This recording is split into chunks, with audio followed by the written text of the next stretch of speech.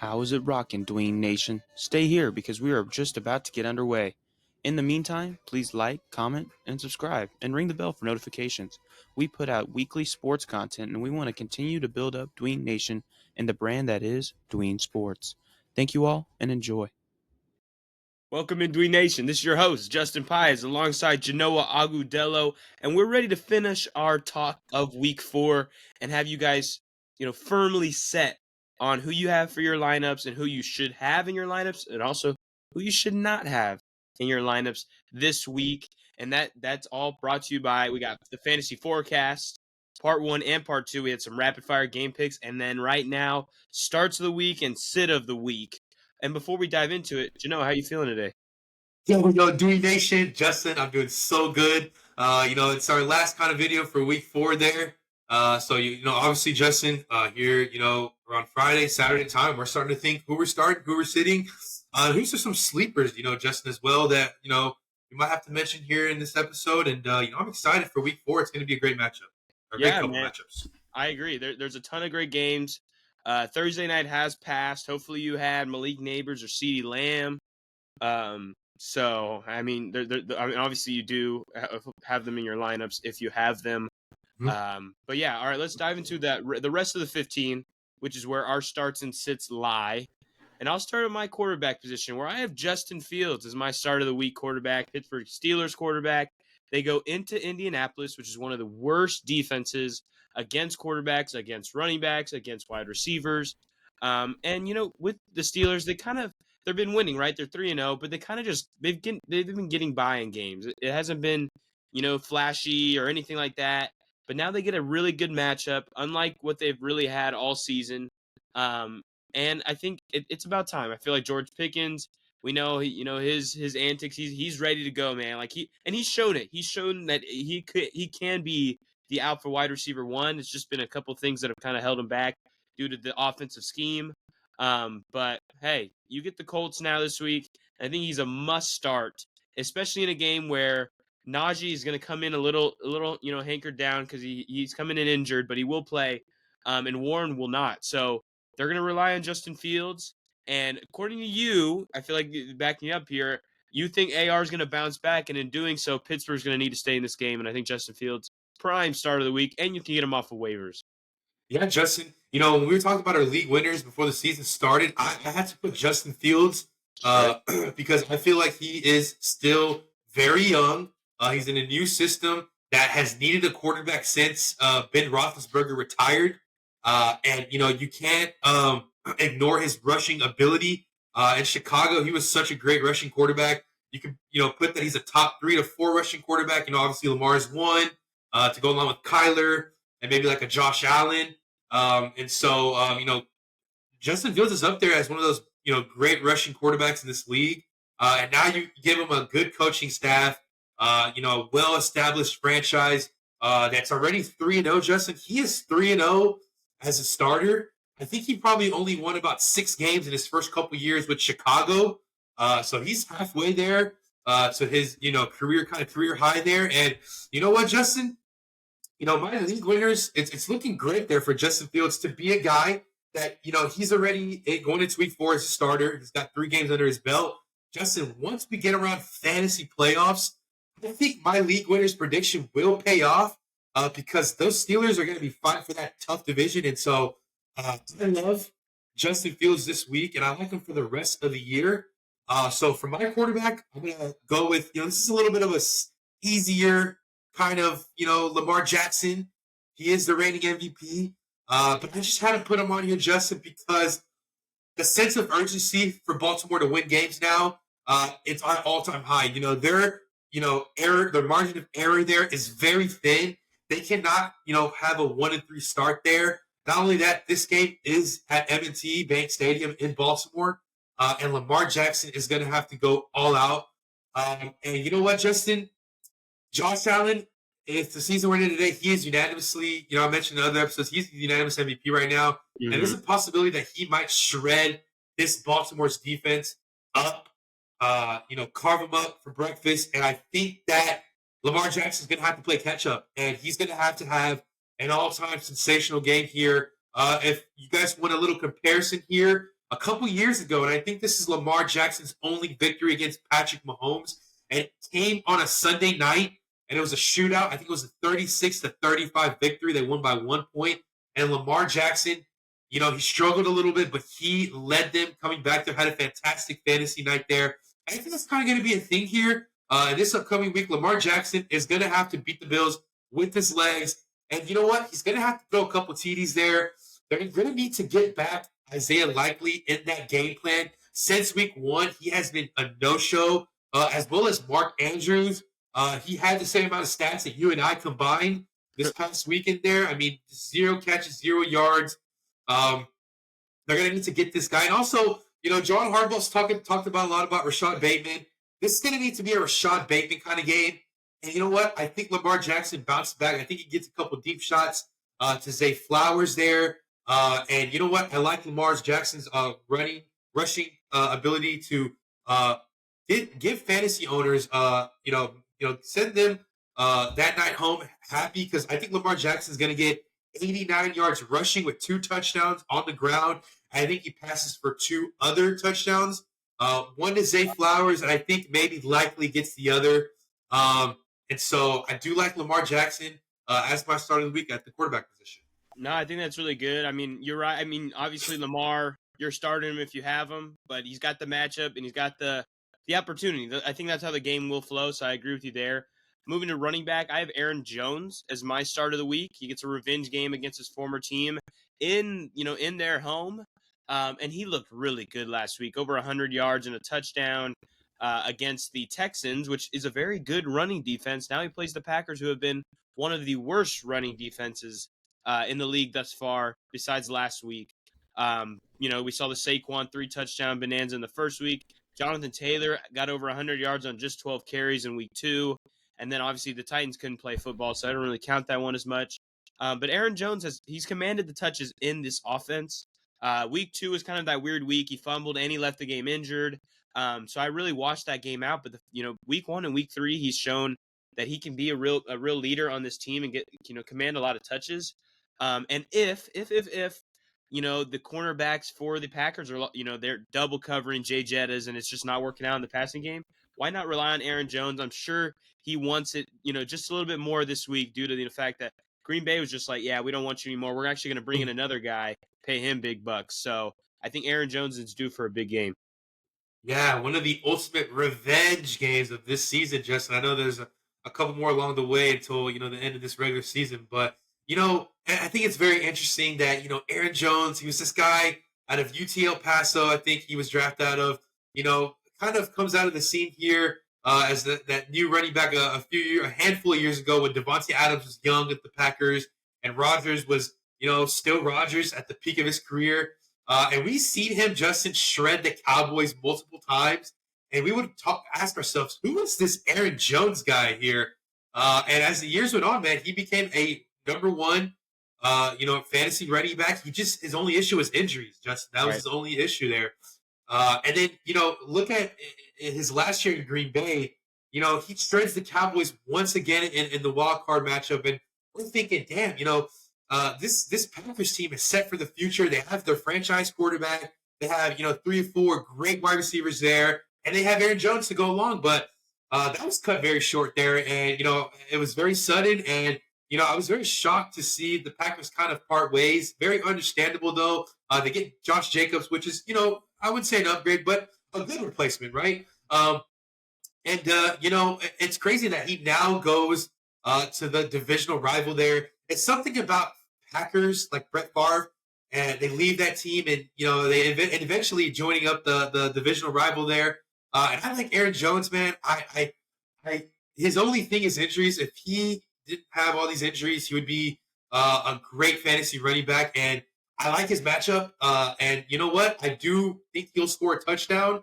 Man, those Packer fans, those cheeseheads were, Aaron Jones every time. I think like he was one out of all the Packers that would kind of jump into the crowd, that Lambeau leap, more than anybody I've ever remembered. I think every time I'd flip on a Packers game, whoever scored a touchdown wouldn't be really Lambeau leaping. Like maybe they did, but Aaron Jones always seemed to take pride there with the Lambeau leap. So very great start there, Justin. or the revenge game for Aaron Jones, the now Minnesota Viking. My running back here is going to be Zack Moss, start of the week there. He scored a touchdown last week. I know it was kind of, I wouldn't say garbage time, but it was kind of like Cincinnati was in a rush to score there. Yeah. Looking at his performance so far this year, you got to look at how the Bengals have been performing. But surprisingly enough, Justin, Zack Moss has not been able to hit 15 carries at all this season. Looking back, when he was with the Colts last year, that was kind of the same thing as well. But I would say his rocket start in last season when Jonathan Taylor was holding out, he had 18, 30, 18, and 23 carries, so pretty much all over 15 carries. And Justin, when he did those 3 out of 4 weeks where he went over 15 carries, we're looking at 165 rushing yards with 2 touchdowns. We're looking at 122 rushing yards, and we're looking at I believe this is week 2 last year, 18 carries for 18 yards and a score.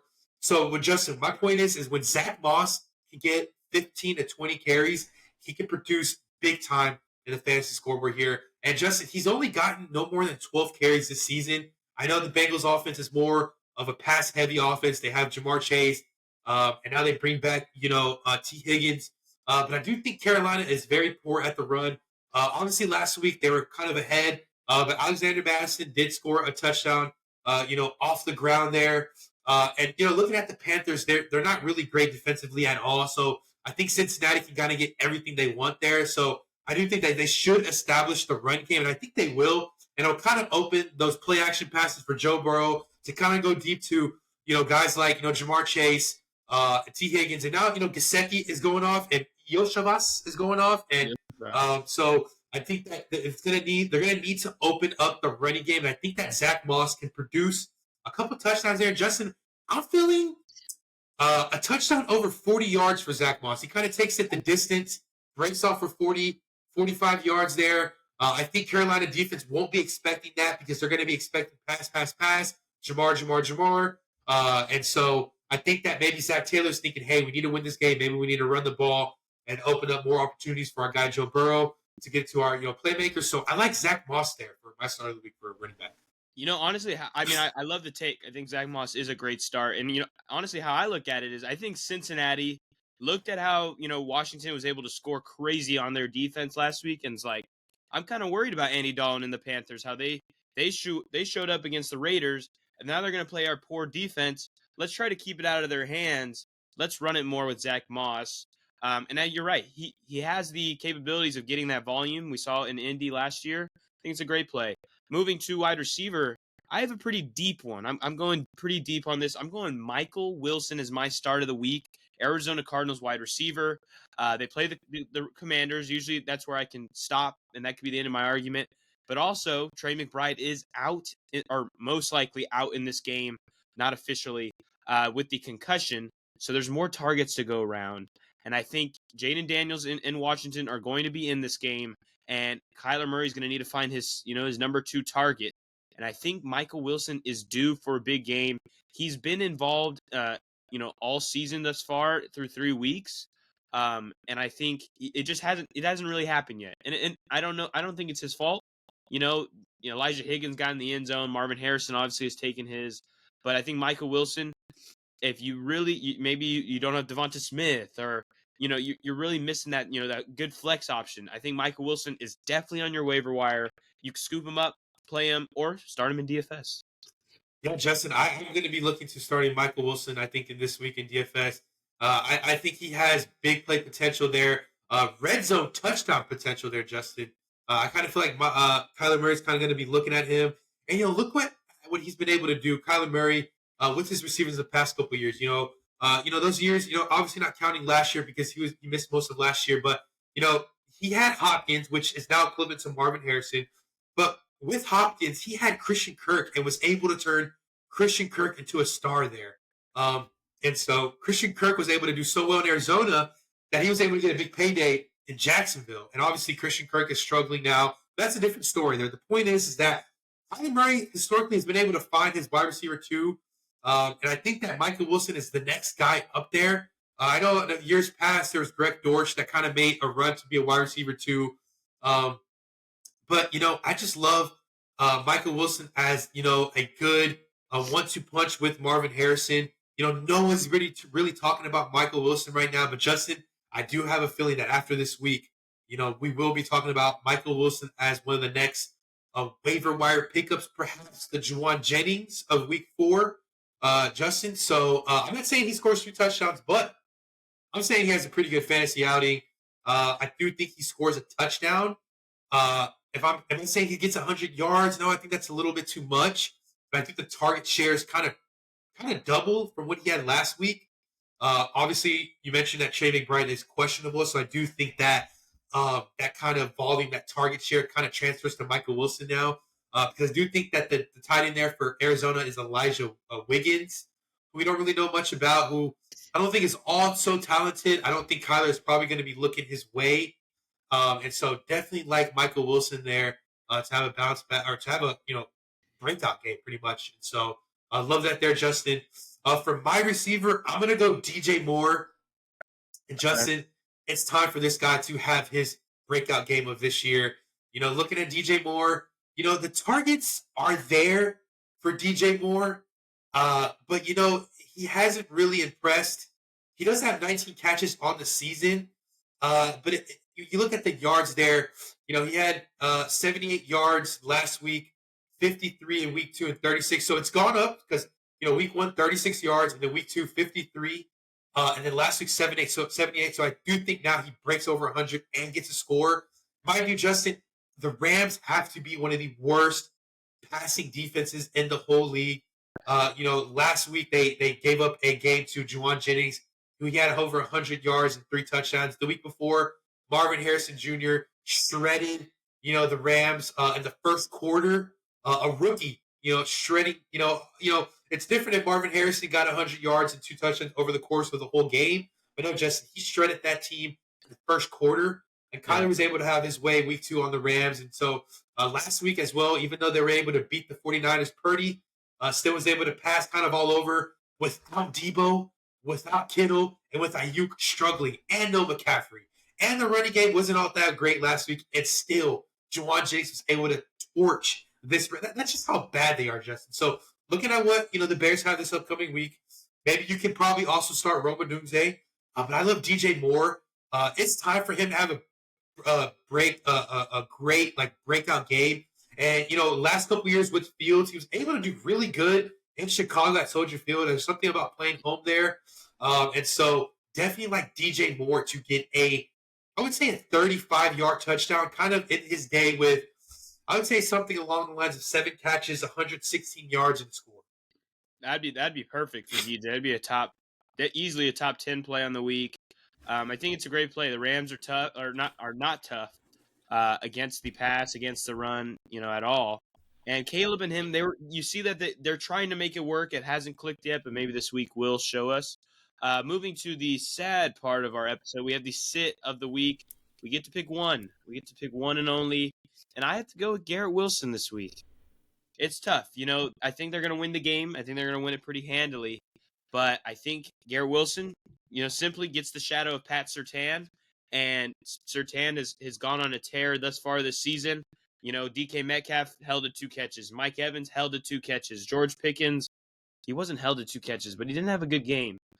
So that all adds to the fact that Surtain is locking people up. Oh, I'm sorry. He only had 2 catches as well, George Pickens, to add on that. So he's only allowed 2 catches, and they've all been under 30 total yards. That's through 3 weeks. I know it's only a small sample size, but I think, hey, the Broncos want to stay in this game. They're going to take away Garrett Wilson, and they have the capabilities to do so with Pat Surtain, and that's kind of what I focused on. Yeah, Justin, Pat Surtain has becoming one of the most impressive corners in this league. A lot of people talk about Sauce Gardner as that young and upcoming corner, but no one's talking about Pat Surtain. I know it's because he plays for boring old Denver there with those ugly New Jerseys that they got there in Denver, Justin. So obviously Denver doesn't really have anybody sensational there. But keeping on the Denver note, I'm going to, my sit is also a Bronco, and he's on the offensive side, and it's Javonte Williams, Justin. And, I hate to hurt your soul there, and I know you love Javonte Williams. And you know what, Justin? You have been an advocate, faithful Javonte Williams kind of guy there.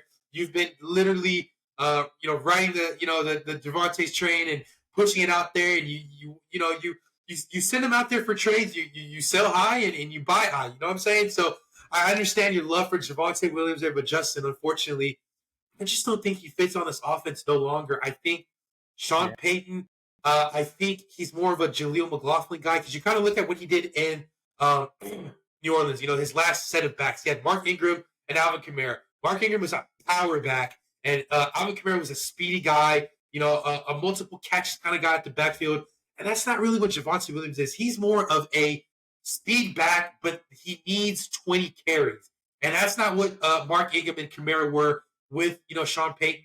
Even a guy like Pierre Thomas, back in the old kind of Saints glory days there, Reggie Bush. Javonte just doesn't fit that scheme for Sean Payton. And, maybe he can fit somewhere else in the future. Maybe this offseason they can look to trading him or something like that. I think he's a free agent. I think he's actually free. Yeah, because he's been with the Broncos for a few years now. And I think that Javonte should look somewhere else. I just think that for him to stay in Denver, he would kind of be wasting his career. And I think McLaughlin kind of fits that speedy guy for the Broncos there. And you know what, Justin? He has had an awful start to this year there, Javonte. I don't even want to read his stats because I don't want to hurt your feelings, and I love you so much. But I just want to say, I'm sitting him. I have him in our uncle's league. I'm sitting him. I'm going to have to start Carson Steele. I'm not happy about it, but I feel better about it than I do Javonte. So, unfortunately, I'm going to have to sit, our guy at a UNC this week at least. Yeah, I mean, you're right. I mean, like, it should be a no. It should be a clear no. I just don't want to say no, Just he's him, At least, I thought he was. Hopefully, you actually gave me a little bit more hope towards the future. Maybe he joins the team, gets a new opportunity. But I agree, this Denver experiment doesn't seem to be working. So I think, that's a good take. Especially against the Jets, where I think they're going to be down. So I don't think he's going to be involved as much. Can I say one last thing, Justin? His stats, I'm going to have to read it to you. I'm going to just have to because it's so bad. 24 carries, Justin, for 52 yards. That's worse than Swift's. I mean, good. Yeah. And two yards a carry. So I'm sorry I had to read that to you, but let's hope at some point this year he has a resurgence, or maybe he can get traded this year. Who knows? Yeah. And we're still having hope for young Javonte there. Yeah. All right. Well, that is the sits. Garrett Wilson, Javonte. We had the starts as Justin Fields, Lamar, Aaron Jones, Zack Moss, Michael Wilson, DJ Moore. And we're going to cap off the episode with our kickers of the week. Kickers you need to throw in your lineup quickly. I have Will Reichert of the Vikings. I think that the Vikings offense has been on top of it, and now they get a somewhat tough defense and, put two together. They're going to get close, but not close enough. Field goals. Yeah, Justin, I like that so much. I'm a little worried, though, in Lambeau. I just feel like opposing kickers get a little shaky there in Lambeau. Maybe. Just a tad bit. But that's still a good kicker throughout the season. My kicker is going to be Chris Boswell. I mean, this guy literally had a great week one, and I'm so upset that I didn't pick him up since then. But, I'm going to be facing him, unfortunately, that you have him this week. And you know what, Justin? We did talk about Fields being that kind of guy, but, there's also a part of me that thinks that maybe the Steelers offense is going to struggle to kind of get past the 30 in the red zone and score. And you know what? That provides a lot of opportunity for Boswell because even if you get it to 40, 45 there, Boswell still can nail it down. I think he did miss a field goal last week, but I think that was out of 62, I believe. Right. He missed last week. Yeah. And so that's still tough for any kicker. And so I do like, they are in a closed stadium there in Indianapolis. And so, you don't have to worry about wind or anything like that. The noise isn't too crazy in Indianapolis. They get loud, but not too loud. And I think that he's going to be able to nail some field goals. I think the lack of the running game, we're not sure if Najee is playing. We're not sure. We're pretty sure that Jalen Warren is going to miss. But we're not too crazy about old Cordell Patterson being the lead back there to move the chains. So I like Fields enough to get past the 50, but not into the red zone all that much. And so, you know what? I do like Boswell to have, I'd say 4 field goals. I think definitely 3 of them is outside of 45. One around 51 or 52. So I'm very worried about facing Boswell this week. I love that he's my kicker against you this week then. That makes me happy. But yeah, Dween Nation, that is our kickers, that is our starters, that is our sits. If you want to see our fantasy forecast, part 1 and 2, they're right, below this video, as well as our rapid fire game picks. So stay on top of that, so you can stay on top of your lineups and win week 4. But yeah, thank you guys for listening, and Genoa, send us out. Yo, Dween Nation, this is the final video of week 4. We're so excited to see how this happens. And Justin, I'm excited to come back next week and just talk about everything that went down and go over week 4 and kind of just dissect it more than we've ever had to start the season. So, Justin, my brother, it was good talking week 4. I'll be seeing you tomorrow and all week. It'll be a fun week, and we have a nice little Texas A&M Arkansas game there in Dallas. You know what I'm saying? Bringing Dween Sports to Dallas. So, hey, Dween Nation, if you so happen to see us in Cowboy Stadium, feel free to say what's up to us. If we have some Dallas viewers out there, you know what I'm saying? But this was a fun episode. Justin starts and sit-ups, always fun. Dween Nation, we love you guys. Thanks for watching. And as always, peace.